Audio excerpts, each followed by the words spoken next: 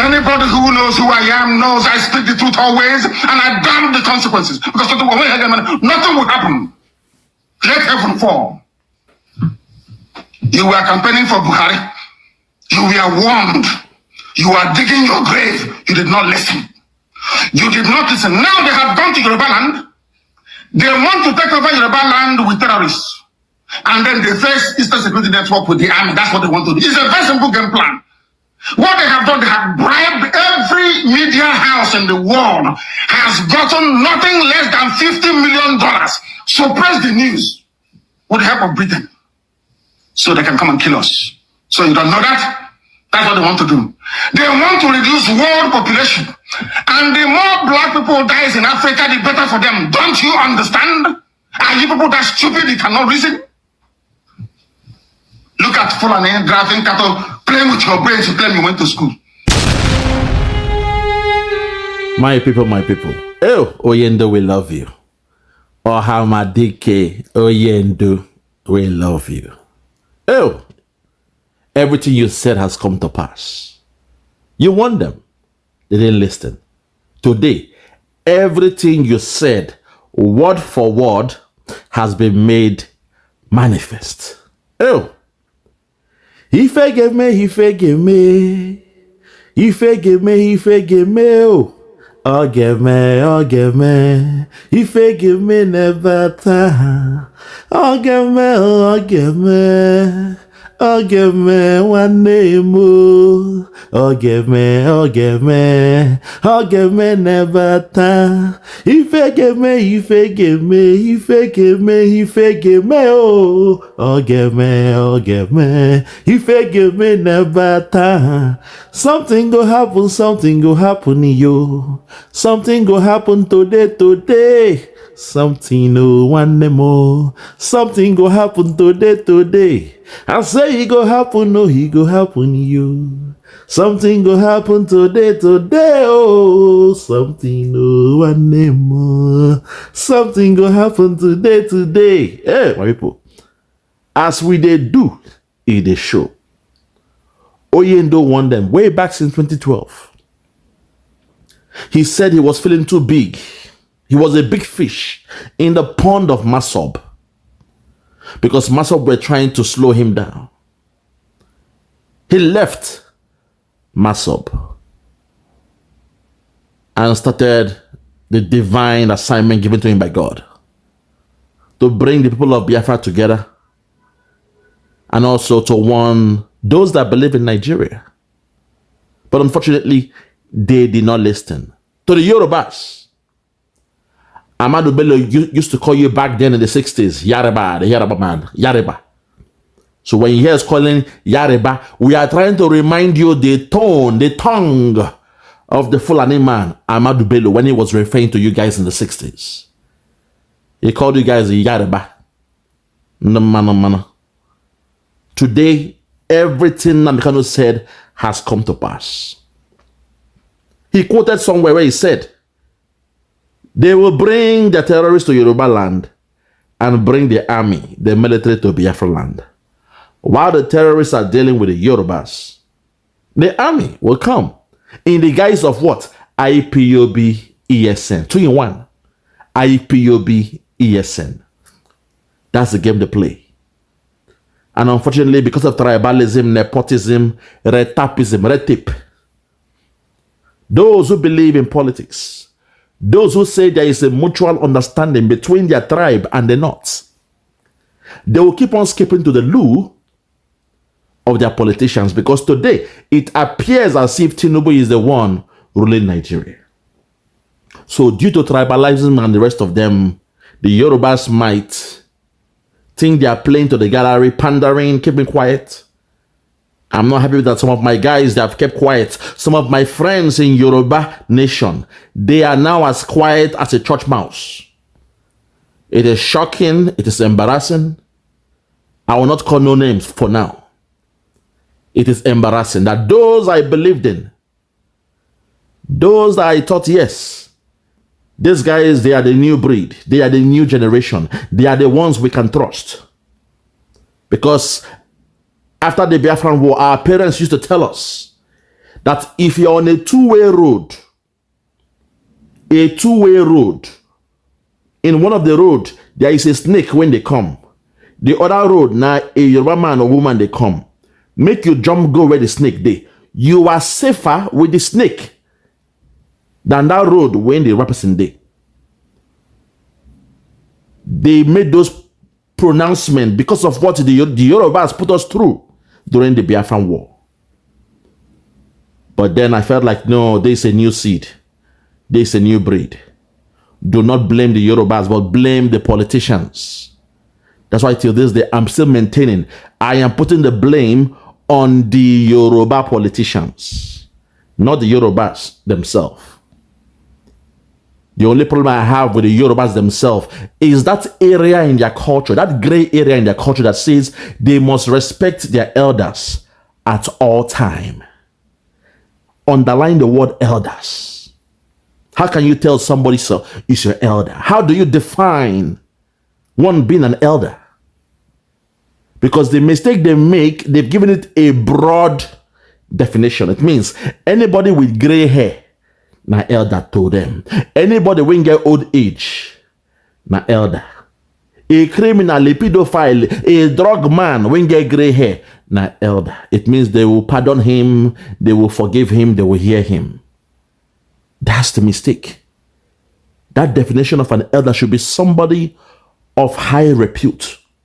Somebody who lived an exemplary lifestyle throughout.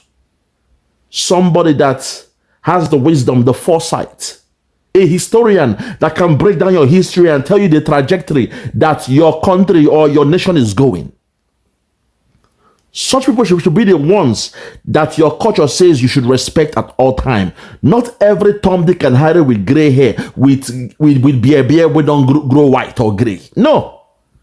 That's the place I have the problem with the Yoruba and their culture. Just that great place there. They say respect your elders at all time. That's why a man like Tinubu, I mean, let's call it spade a spade. You have seen his resume, his records. But you guys still boldly claim him. You are claiming a criminal, a drug man, person when they into drugs. Una they claim him. Shame. No, I mean, make una shame small now. Make una shame. You claim to be the most educated. Make una shame. Eh? Bad thing no good. I don't care who you are. You might be the Pope. You might be the president. You might be a king. Bad thing na bad thing. Bad man na bad man. Bad person na bad person. Because it is embarrassing that you guys that were shouting, Yoruba nation, Yoruba nation, Yoruba nation. And we believe you guys. We thought you guys you have woken up from your slumber. Only for the cabal to now study the terrain. Say, the Biafrans are going and the Yorubas, they've woken up. They want to go. Okay, let us go back to the drawing board and make a Yoruba man the president. But this time, we shall choose a criminal, a man who will siphon all the money, a man who will do worse than Buhari did. And we know the Yorubas, they will support him. Once they support him, it means for 8 years, Tinubu will be there. They will be in Nigeria. Once they are in Nigeria, because Tinubu is their brother, they will not break away. If after 8 years, they don't break away, then when we come back as a Fulani, there will be no justification for the Yorubas to want to leave. Simple mathematics. It's what the Caliphate used on you guys. You were on the verge of living, having your own nation. But suddenly, the Caliphate allowed that criminal, that drug man to be president. And you guys, you have backslidden. All of you, to call a spade a spade. It is shameful. You have backslidden. You have left the divine assignment to get your own nation. To the Yorubas, what do you love about Nigeria? Turn by turn, Nigeria Limited. 8 years for the Fulani, 8 years for the Yorubas. Is that life? Is that what you call life? Today, as we speak, the DSS is Yoruba, the AGF is Yoruba, the this is Yoruba, the that is Yoruba, the CDS is Yoruba, the president is Yoruba. Do you think that's life? Is that how you want to run a country? But you are based in the Western world, and you see how they do things in the Western world. Your Tinubu will do it for 8 years. When they leave, the cabal will come back and do their own. Everything will become the Fulani again. And it's like a vicious cycle. Damn if you do, damn if you don't. A vicious cycle of poverty. And you guys claim to be the most educated. But the moment the Fulani put a Yoruba man before you guys, you backslid from your mission to free yourself. You have backslided from your mission to free yourself. Now you're into tribalism. Now you hate the Igbos more than the Fulanis. Eh? All over social media. Igbo go, Igbo. Yoruba and Igbo, you are fighting on social media. Despite we assumed there was an alliance, a new alliance between the Yorubas and the Igbos to face the monster, because we know those coming to Islamize us and take over our land. But no, you guys have allowed tribalism from a criminal that brought it, a drug man that brought it. You've bought into tribalism. Igbo mamas go. They are destroying our properties in Lagos, and you are happy. Igbo, yes, burn them down, break them down. This coming from the so-called most educated tribe. You pride yourself to be the most educated in Nigeria. And you've allowed your politicians to show the worst of you. Tribalism. At this point, my people, pardon me, I had to go on that tantrum just to clear my head up. America knows better. Even though in Nigeria they're doing tribalism and they are scared to face themselves in the mirror. They refused the gospel, the prophecy of NNAMDI KANU, where he warned them that this is coming. They are coming. They refused the prophecy because of tribalism, nepotism, and all that nonsense. We are glad America has risen up. America got its own country. Today, CRUZ is letting the whole world know what is happening in Nigeria. And I want you to hear from a woman, a black woman that CRUZ asked to keep it real, keep it 100. Tell me what is happening in Nigeria. And what she said will blow your mind. So if you are ready, follow me in this one. America has woken up. To the Yorubas, if you don't want to wake up and take your country, keep on hanging there and doing partnership. We the Biafrans, we are living. Whether the devil likes it or not, we are living. Because that life is not life. What you guys are doing is not life. Watch this and I'll come back. Tell us what's happening in Nigeria. And as you know, I've been very vocal calling out the mass murder of Christians. Over 50,000 Christians have been murdered in Nigeria since 2009. Over 20,000 churches and schools have been destroyed, burned to the ground. And you have Boko Haram and other radical Islamic terrorist groups that are targeting and persecuting Christians in particular. And I will tell you, the government of Nigeria is very unhappy with me. They have decried my saying this. I have introduced legislation to designate them a country of special concern, and the government of Nigeria is very unhappy. And I've said, look, there are far too many government leaders who have turned a blind eye to what is happening, who have acquiesced in what is happening, who are enforcing either Sharia laws or blasphemy laws and facilitating the persecution of Christians. And as I said, the Nigerian government has been vigorously resisting me in this. Give me your judgment. What do you see happening in Nigeria, and what do you think is actually the truth? Nigeria is the most important African country. It has the largest population. And obviously there's a vying for control between, on the one hand, the Islamic states of Nigeria and the Christian states of Nigeria. And it used to be about 50-50, but because the Islamist movement, Boko Haram and others, they want to apply force the jihadist force, this sort of gruesome killing that we've seen on October 7 in 2023 in Israel. Yeah. So what is going on in Nigeria? The Islamists in Nigeria are killing Christians. They're burning their churches. They're raping their women. They are invoking blasphemy laws. So in the southern regions of Nigeria, Sharia law is the law. Hold it there. Hold it there for me, I beg. Before we hear this man of God, let me take it back. Let's take it back and see what they're saying there. We need to break it down. We need to break it down. Let's break it down. Take it back. Listen again.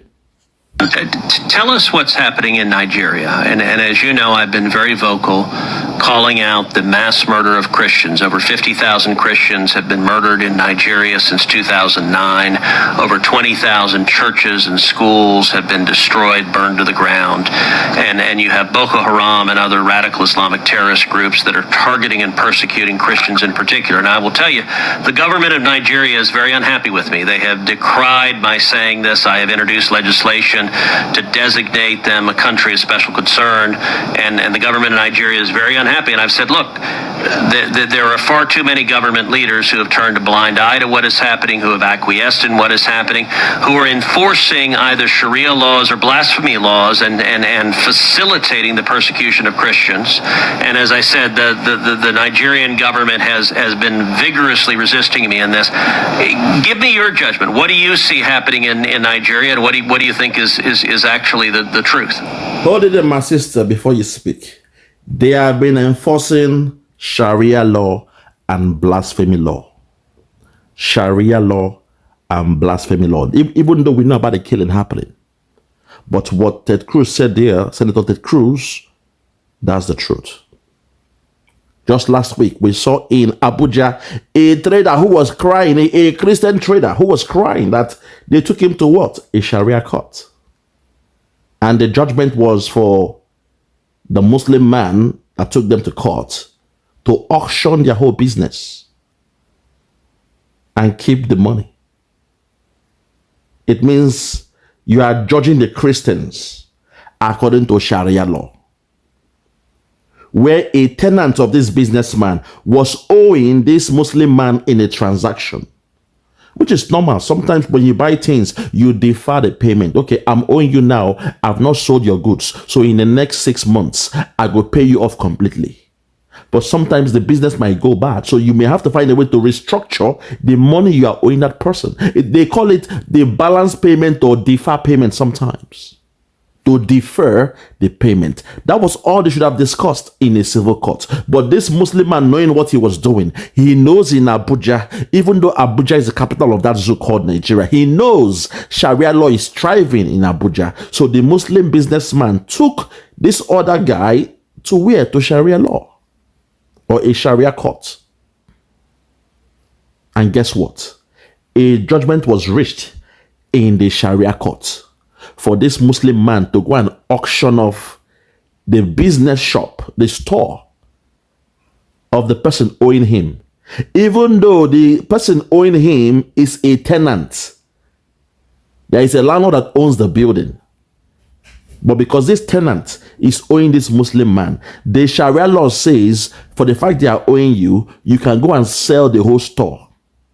Take your money and nobody will tell you how much to sell it. Auction the building. That's the problem. So when they say Sharia law and blasphemy law, we all know the story of Deborah, a girl who was thanking Jesus that she passed her exams. Perhaps our other classmates, they didn't do well in that exam. So they were asking her, how did you pass your exam? She said, well, I want to thank Jesus. I was able to study and I prayed to God. I begged Jesus to help me to control my mind, to help me study hard and memorize, all the answers in my mind. And when I wrote the exam, to the glory of God and Jesus, I came out with a flying color. This was said on a WhatsApp group. The Muslims in the WhatsApp group, they saw that as blasphemy, that she was calling Jesus the Son of God. And because of that, what was going on social media took place in the physical. They saw her in school. She was chased down. She was beaten, stoned. At the point of death, they poured fuel on her, they put tires on her, and they burnt her alive. We saw those videos. We saw those guys with the matches showing you, I did it. This is the matches I used. I burnt her alive, but till this day. Because Sharia law to them is stronger than what? The so-called secular law they have in Nigeria. Till this day, none of those culprits were brought to book. None of those murderers were brought to book. It means you are trying a Christian with Sharia law and blasphemy law. So Ted Cruz is 100% right in what he said there. Nigeria is gone. For those of you who pretend you can salvage Nigeria, that thing called Nigeria is gone, with all due respect. And I'm glad that America, God's own country, in God we trust, God's own country are stepping in. To the Yorubas, this is the 11th hour for you to break out. Denounce that old man in Aso Rock. Denounce that criminal and break away and get your nation now. Because if you keep on doing politics, you want to wait for 8 years. After 8 years, you then want to leave. Okay, so now that your brother is there, you don't want to fight for your freedom. When your brother is out for 8 years, you will now come and say, we want our freedom. That makes you a hypocrite. That makes you a hypocrite. Because nothing Tinubu is there, you have suddenly folded your hands. When Buhari was there, you were active shouting, Yoruba Nation, Yoruba Nation, Yoruba Nation. Now, Yoruba Nation, when do we want it? Now, Yoruba Nation, when do we want it? Now, you were screaming those things when Buhari was there. But suddenly, the caliphate played on you because they said they know how to deal with you guys. They know the psychology of the Yoruba man. So what they did was to bring in Tinubu to become president. And ever since, slowly but steadily, you guys, you have fold your hand. Now don't close shop. Now don't close the business. And now you believe in Nigeria. Now you are asking for what?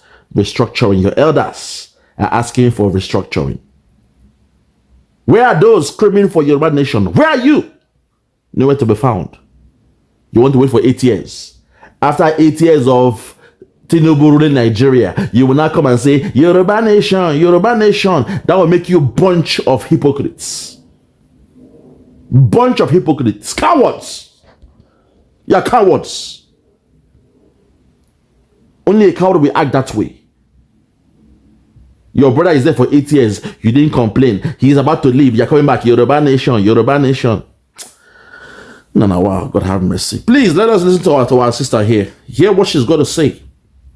Hear the question that they asked her and her response. Please listen and listen and listen.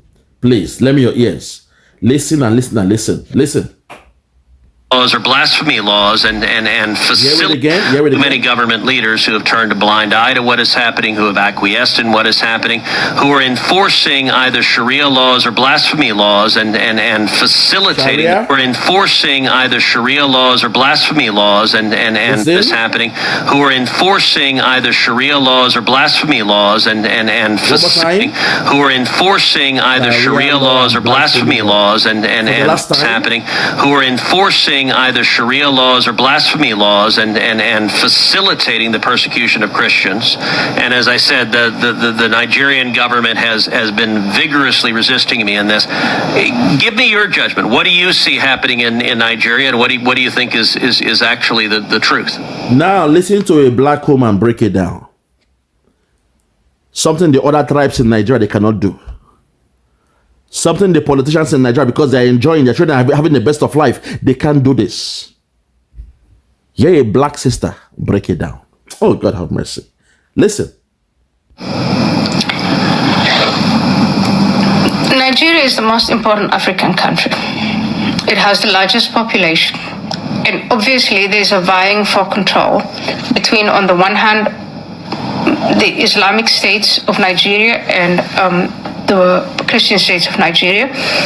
And it used to be about 50-50, but because the Islamist movement, Boko Haram and others, they want to apply force the jihadist force, this sort of gruesome killing that we've seen on October 7 in 2023 in Israel. Yeah. So what is going on in Nigeria? The Islamists in Nigeria are killing Christians. They're burning their churches. They're raping their women. They are invoking blasphemy laws. So in the southern regions of Nigeria, Sharia law is the law. There's a lot of distortion Take going it back, please. Can you now hear what they are saying? This is exactly what is happening. They are invoking Sharia law in the southern region now. Before your eyes, this is happening. They are buying your people, doing everything they are doing. And now they are invoking Sharia law.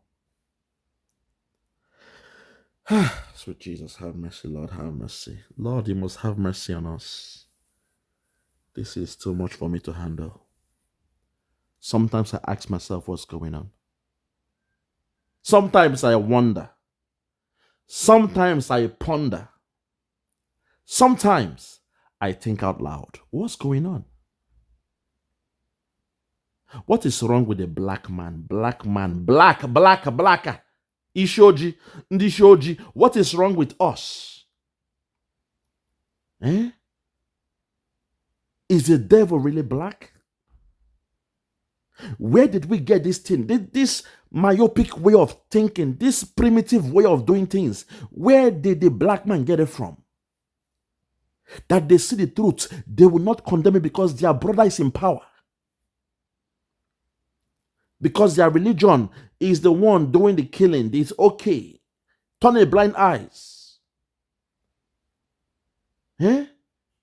Where did we get this way? Your military, see the way they treat you guys like slaves in your country. They beat you into submission. That you are wearing a khaki, they beat you into submission, into coma. Your police, the other day, they were crying that they've not paid them pension. But you saw the way they manhandled Showore and oh my God. Where did you guys get this wrong? Where did you get this thing wrong? Where? How come? Sometimes I wonder. Sometimes I ponder. Sometimes I think out loud. Today in Nigeria, you are doing peace deal with the terrorists. You are signing MOU with terrorists coming to your land to eat the grass of your land, as if the grass in your land, their cow will have more vitamins, more nutrients when they come to eat the grass of Yoruba land. As if there is more vitamin C and D in the grass of Yoruba land, that when the Fulani cow comes to your land to eat it, they get more vitamins, more nutrients. As if the grass in your land has more crunch. It is crunchier. It is sweet the cow well. It they make their teeth clean. It they make them become healthier when they eat the grass in Yoruba land. You are signing an MOU. Or your state, we saw what happened 2 years ago, where the Yoruba elders were signing an MOU with who? Mieti Yala. For them to bring their cows. There was an agreement for them to bring their cows to the land of Yoruba to come and chop the grass of Yoruba land. And I asked myself, what's going on? Today in Oyo State, we see what is going on there. We see everything, the bombing in Ibadan. We saw what the reason was, because they wanted to see how much gold is in your land. Kwara State, as we speak, terrorists are coming to your land to take over your land in Kwara. They are buying you guys, they are buying everything on site. You guys are running into the bushes. You are going into IDP camp, but still you believe in Nigeria. You claim there is a partnership. There is a mutual understanding. A covenant between you and the perpetrators doing this thing. Sometimes I wonder. Sometimes I ponder. Sometimes I think out loud. Because when you look deeper into this thing, to the Yoruba side, though, when you look deeper inside, I keep saying this. As we speak now, to call a spade, 65% of the Yorubas are Muslims. Or even more. 65% of the Yorubas are Muslims. And when you look at their churches, their so-called main pastors, go and do a research. Quote me anywhere. The top 5 pastors they have, go and do your research. They were all Islamic clerics in the 80s.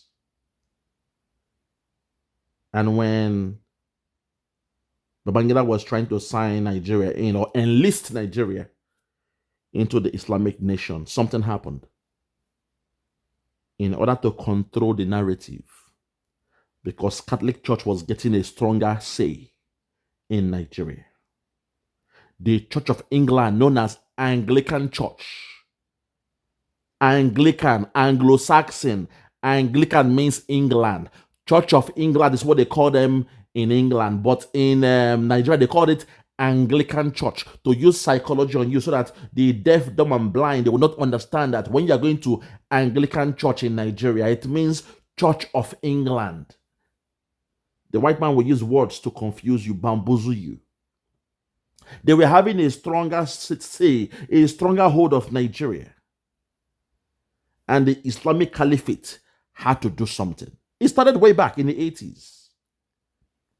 And suddenly, some young Islamic scholars were funded by the Caliphate to claim they have now converted to Christians. And they opened some of the biggest churches in Nigeria. That became the advent of what? Pentecostal church. You see me? I don't do my research. I know what's in there. The advent of Pentecostal churches all across Nigeria. Some Islamic young scholars, they were young then. They were sent on that mission. They converted to Christians in a fraudulent way, in a 419 way. And they now opened Pentecostal churches, Protestant churches, protested against who? The Pope, Catholic Church, and Church of England. And today, it looks like those Pentecostal churches are doing much better. But on the other hand, when the cabal are doing the buying, the killing, they don't speak about it. But when a Christian man like Goodluck Jonathan was in power, suddenly all your pastors came out. Those ones I told you about. Redeemed Church, the Golden Gate or Latare, Pastor Tunde Bakare. Those two names, I've been calling his name for the past 5 years. Pastor Tunde Bakare. Pastor Tunde Bakare, the owner of what? Citadel Church. From Latare Church to what? Citadel. Go and do your research on that man. And you will know I'm somebody that knows what I'm talking about. Go and do your research on Pastor Tunde Bakare. Also the owner of what? Redeemed Church. Whatever his name is. Go and do your research on them. They were part of the young Islamic scholars that in the 80s got the funding from the Caliphate. In fact, let me not go deeper. Let me not go deeper into that, because sometimes I'm not here to, to raise up the dead bones. Let the dead bury the dead. All I'm saying is, America, we thank you for doing what is right. We thank you for doing what is right. We thank you for stepping in the 11th hour. Because we, the Biafrans, we have fought the good fight. Oh my God. We have fought the good fight. And we are glad that in the 11th hour, when it appears as if the chips are down, when it appears as if our leader NNAMDI KANU was kidnapped from Kenya and brought to Nigeria, and Britain is saying nothing about it. Britain is nonchalant, despite NNAMDI KANU is a black British. He has a British passport. He went from Britain to Kenya on holiday with a British passport. He was kidnapped in Kenya by the Nigerian government, and through an extraordinary rendition, he was taken from Kenya and brought to Nigeria. Until this day, the Kenyan government, they have come out in the public to say to them, they believe NNAMDI KANU is still in Kenya because there is no documentation, there is no flight itinerary showing the departure of NNAMDI KANU from Kenya to Nigeria or to Britain. So to them, they believe NNAMDI KANU is still in Kenya. Lord have mercy. We have fought a good fight.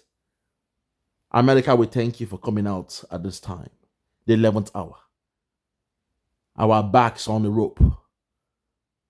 At a time when even our leader, his most beloved disciple, the one he told us we must listen to, share his videos because Simon is coming with a new dimension. Or unfortunately, those from IPOB, so-called DOS, those they claim to be the command and control, they were the ones that worked with the Nigerian government to give a false witness narrative against Simon Ekpa in Finland. Our own governors, our own ministers, people like Bianca Ojukwu. I have warned you guys, stop respecting that woman. She is not the one we should be seeing when we are speaking about Ojukwu. She is just the third wife of Ojukwu. The one we must give respect to is the first wife of Ojukwu. The one that was there with Ojukwu through thick and things. The one that was there during the time of the Biafran War. The one that took care of the children of Ojukwu and Philip Ifyong. The woman they call Njideka Ojukwu, the first wife, must be the one we must respect. Bianca was just a glamour girl. A glamour girl seeking attention and power. And today, she feels good because now she is hanging around in Abuja as a minister. Minister for State for Foreign Affairs, working under a Fulani man, Yusuf Tuga, who is the Minister for Foreign Affairs. That's how clever they think they are in that zoo. And they used her to blackmail Simon Ekpa in Finland. I asked myself, what does Bianca need? If it's money, we the Biafrans, we have it, we'll give it to her. What else does she need? Power. I don't think it's money anymore. It is now power and fame that she wants. No wonder she joined the glamour girls to be a beauty pageant in that zoo. Miss World, she claimed. It's clear. What she wants is power, fame, and glamour. Because if it's money, we the Biafrans will give her the money. She's not after the money, she's after power. And she lied to those idiots that the way to release NNAMDI KANU, the only way to release NNAMDI KANU is to blackmail Simon Ekpa in Finland. And those we call IPOB Nigeria Limited, they went all the way to Finland to blackmail NNAMDI KANU or Simon Ekpa. Today, Simon Ekpa is in jail fighting his case in Finland, while NNAMDI KANU is still being held in Nigeria. Hi, God. You've allowed the caliphate to trap two birds with one stone. You've allowed Nigeria to trap two birds with one stone. They now have NNAMDI KANU and Simon Ekpa under their wings. And for the first time, see the way they are insulting NNAMDI KANU. See the way they are insulting the legal team of NNAMDI KANU. We are hearing that the DSS, they are beating NNAMDI KANU. They are kicking him in custody. All because his most beloved disciple, Mazi Ekpa Simon Njoku, was betrayed by our own people. I won't put it on the Fulani. I won't put it on the Yorubas. I put that one on the Biafrans. Those that love to eat the crumbs from the table of the caliphate. Bianca Ojukwu, Abarebe, and the governors. The DOS. I say shame on you guys. When NNAMDI KANU is out, we must let him know what you guys did to Simon Ekpa, his most beloved disciple. When NNAMDI KANU is out, we shall let him know what you did to his most beloved disciple. You guys will face the music when it's out. I rest my case. America, we thank you.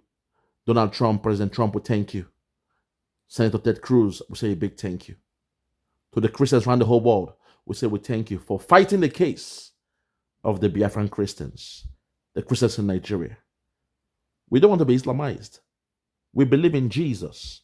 We believe Jesus is the Son of God. We believe in the Bible. We believe in the Torah. We don't want to be Islamized. Our mission is to spread the good news of God, the word of God to the whole world. Not to be forced, subjugated, killed, converts, make us to become converts of Islam. We don't want to do it. We believe in Jesus. We believe Jesus is the Son of God. We see Jesus as a God, not a prophet or a messenger. Jesus is God. This is why they hate us with a passion in Nigeria. They call it blasphemy. I am prophesying my own religion, professing my own religion, and they are angry with me. They want to kill us because we believe in Jesus. America, we thank you for stepping in. Please hurry to the aid of the Christians in Nigeria and Biafra. Thank you. May God bless you. May God bless the Christians around the whole world. May God bless America. May God bless Biafra. And may God bless Ted Cruz and President Donald John Trump. Thank you and God bless you. No more talk. Yeah, check me out. Superstars Media.